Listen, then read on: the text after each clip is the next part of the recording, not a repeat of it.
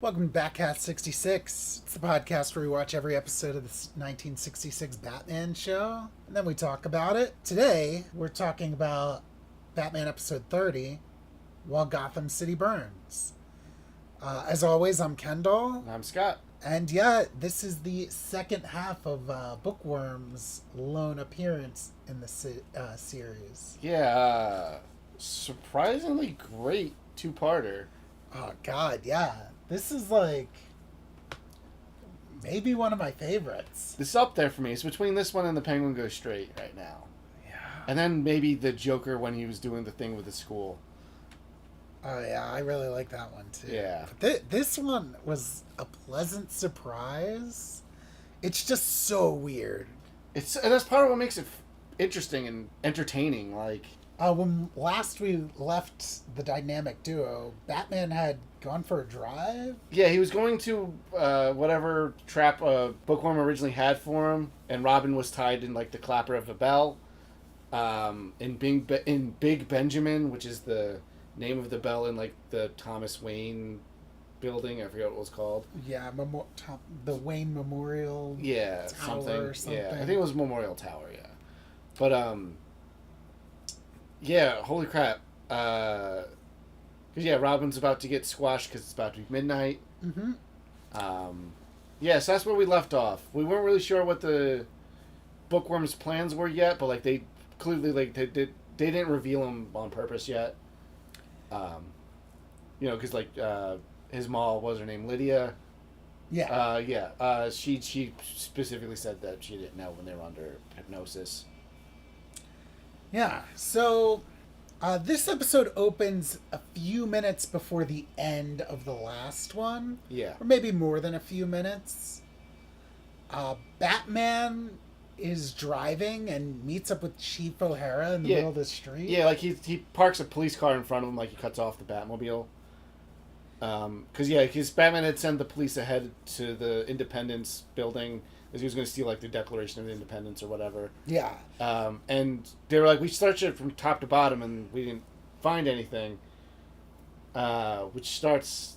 Oh yeah, no, they're like, we went to go check out where you said the bookmobile was, and nothing was there. Yeah. So then Batman was like, oh my god, Robin. Yeah. So Batman, and here this was like, really weird. Yeah.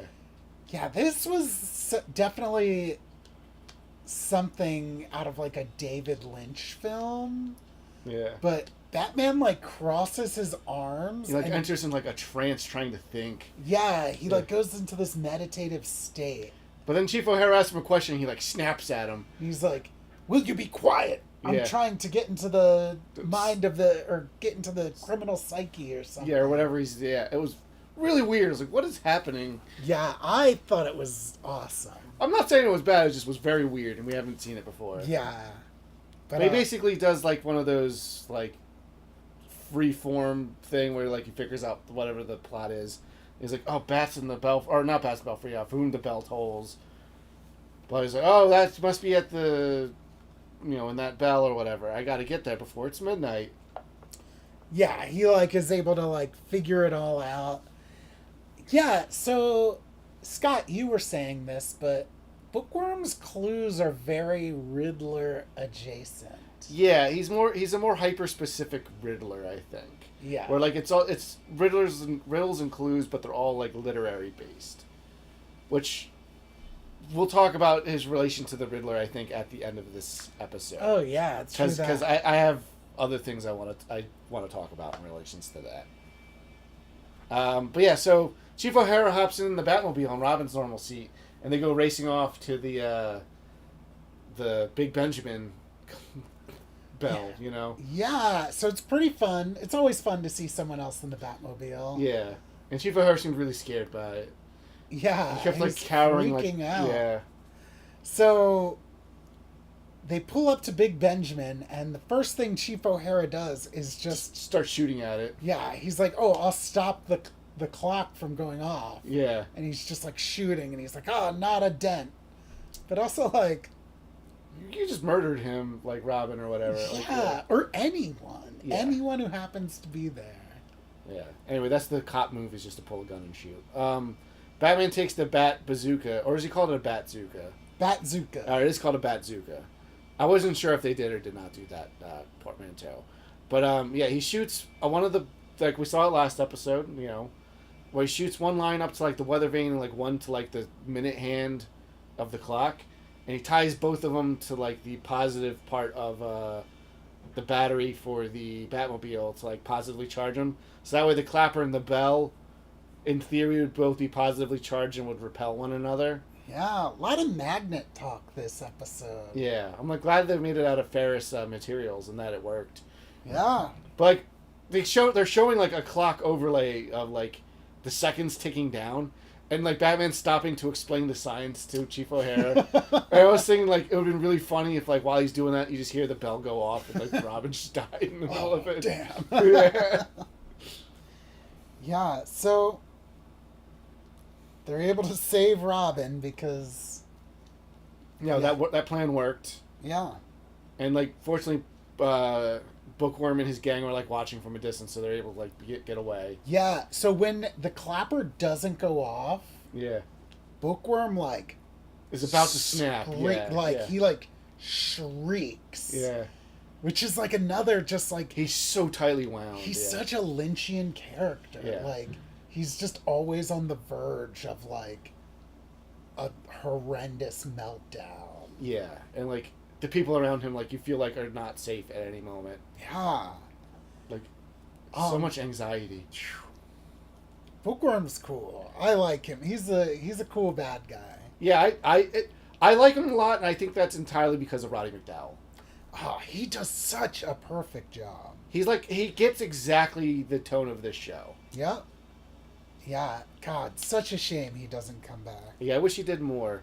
We were reading, like, a little interview about him with the show, and, like, I think he was saying that there was supposed to be more episodes, but they just never called him back and can't remember why. Yeah, there was meant to be 3 Bookworm appearances, and they only did this one. So, that sucks. Yeah, I would have been down to see more of him. Yeah, I can only imagine it's Planet of the Apes stuff. Yeah. Because they did those sequels in pretty short order, right? Yeah, I feel like they all came pretty quickly. Yeah. Bookworm regains his composure and comes up with a new trap pretty much immediately. So we cut to, I guess, a little bit later. Yeah. And we're at Wayne Manor. And stately home of millionaire Bruce Wayne. Yeah. Yeah. Of course. And his youthful ward, Dick Grayson. Yeah. There's a knock at the door. Yeah. Alfred gets it, and it's a Bookworm from the Bookmobile. Is just here and he's like, I have a book that I want to show somebody in the house. And Alfred's just like, oh yeah, that's fine, this is normal. Like, he's in, like, granted his supervillain outfit's not as crazy over the top as, like, some of these other ones. But, like, Robin knew who he was right off the bat. He was wearing the exact same outfit. I gotta imagine, like... Because that implies they've had run-ins with him before. Yes. It's like, yeah, he's gotta be, like, a known figure, you know? Yeah, I guess Alfred didn't study this one. Which is like, cool, come on in. He does another, like, book pun with, like, a book that puts you to sleep. It's, like, congressional records or something. Yeah, so... Yeah, Aunt Harriet's on the couch. And she's all excited. Ooh, she's got like, a book recommendation for me. Yeah, I'm looking for a book that I can read before going to sleep. Yeah. And yeah. They do the same gag again. Yep. And then there's just, like, a book under glass that's on the table, and he just smashes it and takes that, and then is never mentioned again. Yeah. So, at the end of this scene, I had a thought. Yeah. Aunt Harriet is so... Like, he knew who Aunt Harriet was because he called her Mrs. Cooper. That's wild. Yeah. But Aunt Harriet is so concerned for Dick's safety. Yeah. And the amount of times a, like, supervillain has entered Wayne Manor. It's been, like, 3 or 4 times now. It's a lot. Yeah. Because, yeah, look, because people... Either it's, like, a weird scheme that, like, Batman's doing, like, for, like, a trap, or, like, people are attacking them because it's a millionaire's house. Yeah. It just seems weird that she would opt to stay there. I guess financially it makes sense. If this was the world where Dick was an orphan and didn't have a family, like, then obviously that wouldn't be, you know, it would make sense, like, that's better than whatever life he was going to wind up having in an orphanage. True. But she could just take him. Like, what's her deal? Is she homeless? Like... But even so, like, Bruce Wayne is just donating so much money Yeah. to the Wayne Found to everything. Like, Yeah, like I don't know how Bruce Wayne gets money in this because I don't think they've ever mentioned like Wayne Enterprises. They mentioned the Wayne Foundation as like his philanthropy thing.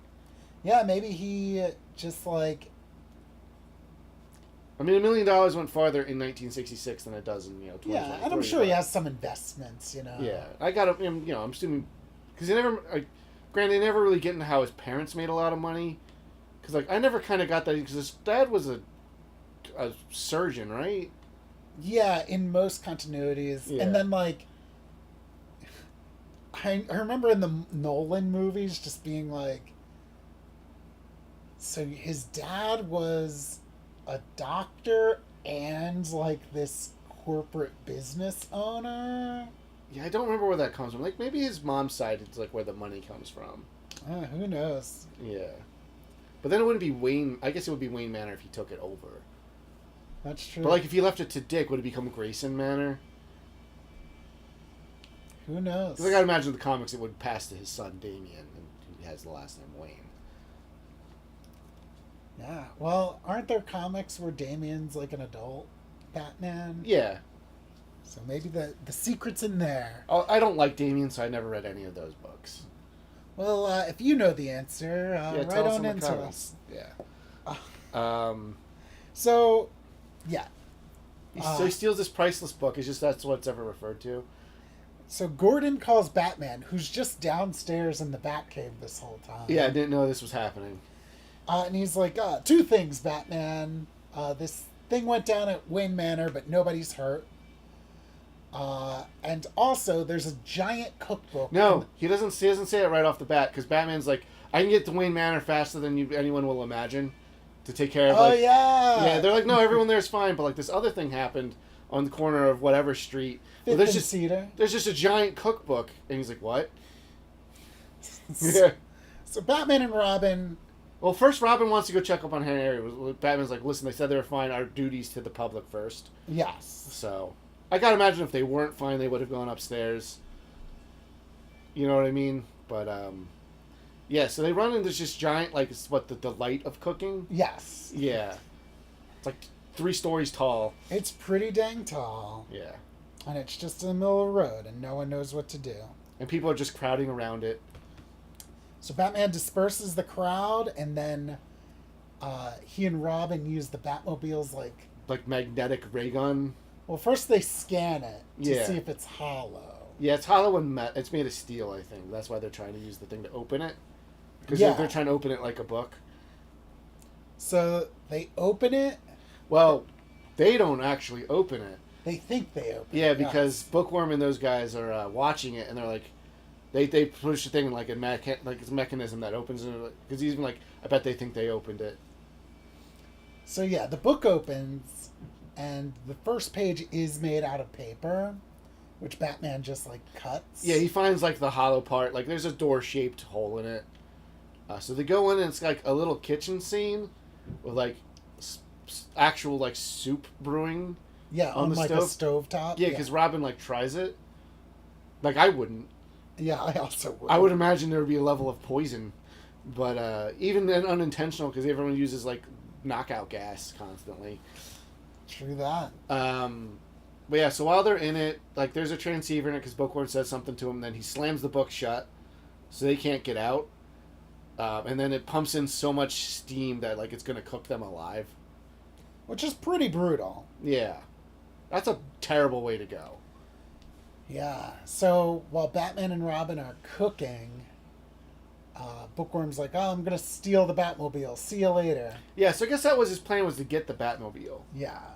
Which because it has the Bat Ray, which he needs for his like actual super scheme. Yes. Yeah.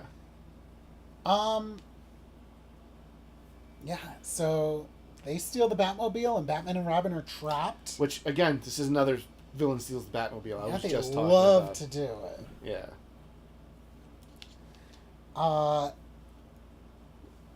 Batman tries to call the police, but the signal's not strong enough. Yeah, to get through all the steel and stuff. But I I mean, it wouldn't have mattered anyway. The police are there, Yeah. and they can't figure out how to get this book open. They're trying to like pry it open with like shovels and stuff. Yeah. So Batman thinks of an idea and calls, or rather radios the Batcave, because he knows this is around the time Alfred is like cleaning up in there. Yeah, he's specifically polishing like the nuclear generator. Yeah. Yeah. So he's communicating with Alfred, and we're not quite sure like what he's getting at. Yeah, they're looking for something in the city, and then you only hear Batman's end of the conversation, and it's like, ah, just what I thought, and then like cuts away. So we don't see them escape. If they do escape. Yeah. We cut back to the police, and they can't figure it out. And Gordon's like, "Who's the best safe cracker in Gotham?" Yeah, and they're like, it's the Riddler, and they're about to phone to get him in from the penitentiary to like maybe help them solve this. And I was like, let's pump the brakes real quick. That would be such a great idea, and the Riddler's ego would not let some 2-bit Riddler knockoff, like Bookworm, knock off Batman and Robin. So I think he would team up, at least temporarily. Yeah, I like this little. It's always fun when they mention someone who's not there, but and like these episodes have a bunch of that, like with like Thomas Wayne Memorial stuff. Like it makes the world feel alive. Like I remember we mentioned, I don't remember what the episode was, but someone offhandedly mentions Catwoman like way before she ever appears. Yeah, I'm like, oh, that's cool. Yeah, that's like episode 2 or something. It's like super early. Yeah. Or I think maybe Zelda the Great, because they're like, oh, it's a woman criminal. Maybe. I don't remember exactly what it was. Anyway, we don't get to see the Riddler show up, unfortunately, because the cops managed to use dynamite to blow the cover of the book open. Yeah. They go inside, and Batman and Robin are gone. Mysterious. Yeah, they evaporated in steam. Yeah, the cops are like, oh, we were too late. Yeah. Which, maybe Batman did have to stop and give Chief O'Hara a science lesson. I guess. Because, like, the cops are just incompetent.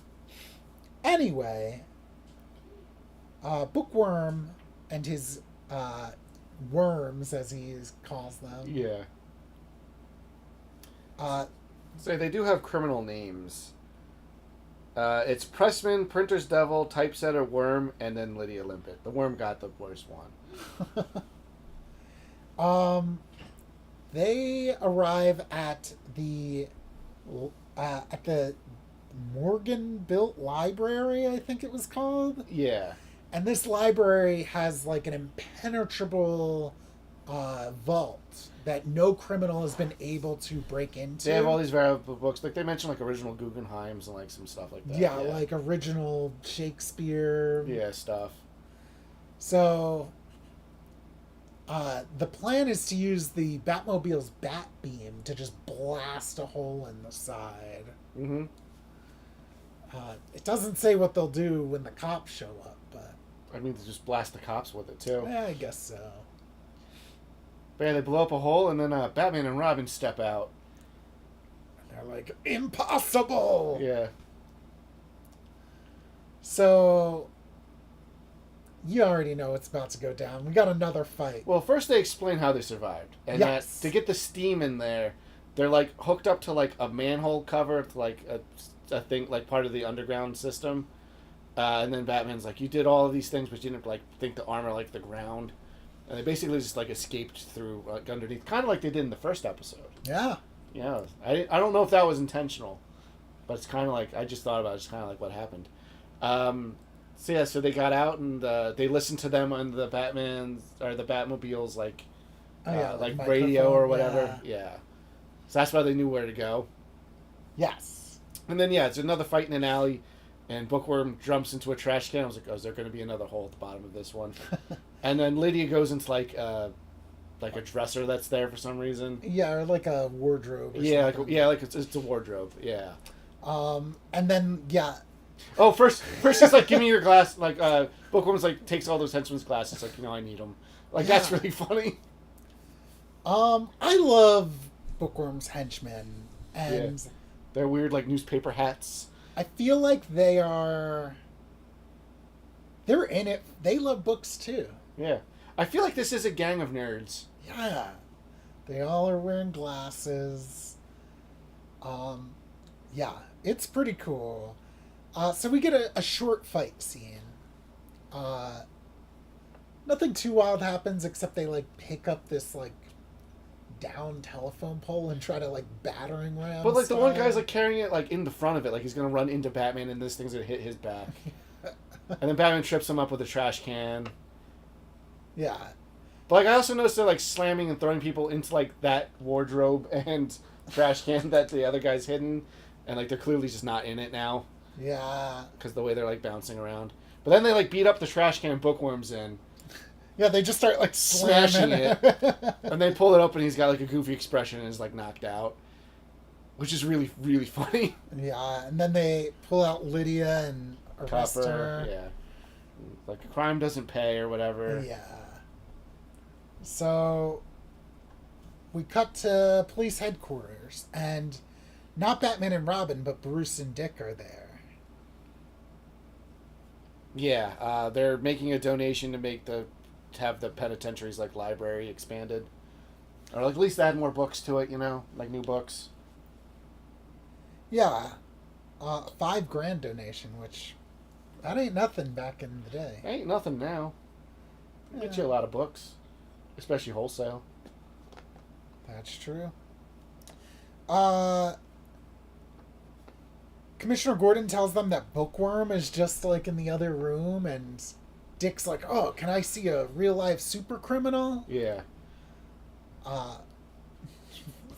Somehow, for some reason, Gordon It's like, okay. Gordon like agrees to it. Like him and his mall are here.